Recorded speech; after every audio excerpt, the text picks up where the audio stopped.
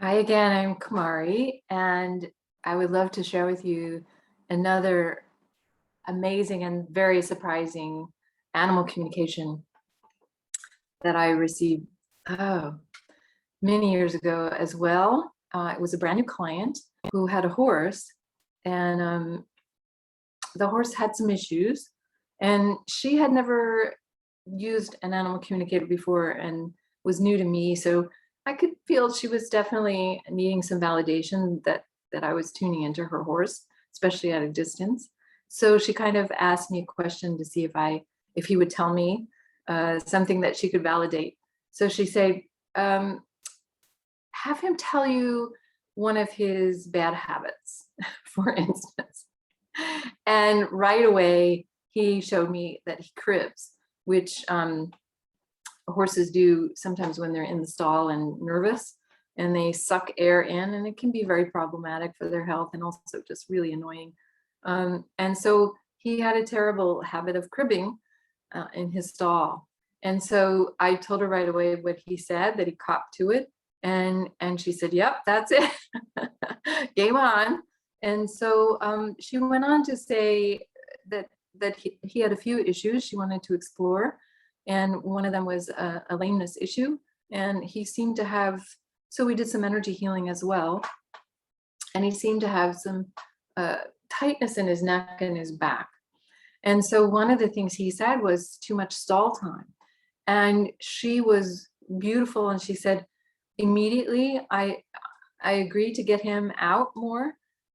Even though he gets out morning and night, I'll have somebody come at noon and take him for another walk and get him out and moving. So she already negotiated that, and it was beautiful that she gave it up for his issue.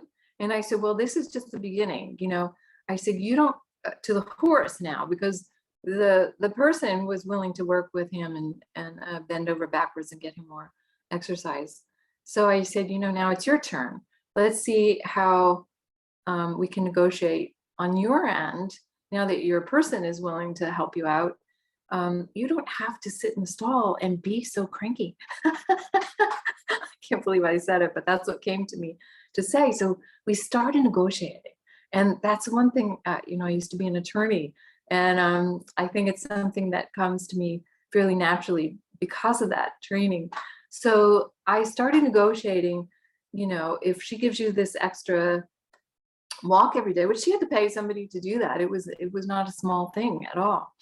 So I said, so let's figure out something you can do for her, and you both can move more toward balance and health and the middle ground here.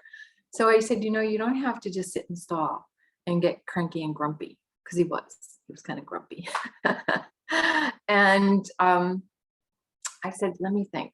I could feel where the pain was. It was kind of in the base of his neck. I said, and I stood up. I had the headset on with my phone, and I stood up and I said, all right, and I started guiding him. If you do this yoga pose and this stretch, to the left and extend out. And I had him doing all of these stretches to open up the space where he was tight. And I could feel that it was helping. So I said, you can do that every day. You can have like your horsey yoga moments. I didn't think of it like yoga. I just thought, well, it hurts. Let's stretch it. You can open it up in the stall. It doesn't always have to be outside. So sure enough, as I'm doing it with him in person, she's in the stall with him. She's like, Kumari, if I weren't here, I would never believe anybody who said that the horse was doing this, but he's doing exactly what you're saying. And I was doing it with them to try and figure out how do we get that neck and back opened up. So it was fun. And my yoga training came in there. So what was the coolest of the cool was not that we could negotiate, not that he told me the validating problem right away, and not that I could feel where he was really hurting, which she validated, that vets had said, he had some issues with his back and neck there, but that we came up with an amazingly clever solution. So here's what happened next. So all week she said, I'm gonna sneak. Well, she didn't tell me she was doing it, but she took pictures. She snuck up to his stall, hoping that he wouldn't hear her. And she said every day when she snuck up, he was doing the yoga stretches that we talked about in his stall by himself, not with, well, I don't think he ever knew she said he never seemed to know I was there. She was very, very, sneaky about it. She said, Kumari, this whole week, he has kept the deal that, I now get him out an extra time and he's doing the horse yoga in the stall. I tell you, you can't make these things up. I'm not that creative.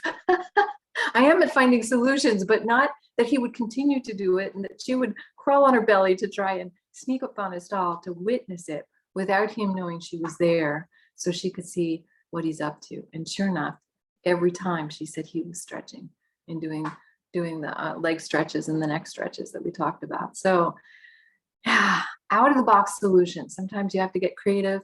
It's not all about us understanding the animals and doing for them, although that's wonderful that she did that, but also asking them to work with us differently as well. So we come to that middle, beautiful, balanced middle ground. So I hope this inspires and enlightens you what's possible, what you might think to ask for or demonstrate or look for with your beloved animals in your journey for opening to animal communication. If you'd like more information, you can visit me at kumarihealing.com. I do all sorts of classes and teaching and workshops about how to open our intuitive abilities, our healing abilities, and specifically awakening to animal communication. So namaste. I've enjoyed this time with you and sharing some of my most amazing, they blow me away, these stories, my amazing animal communications. Thank you, thank you.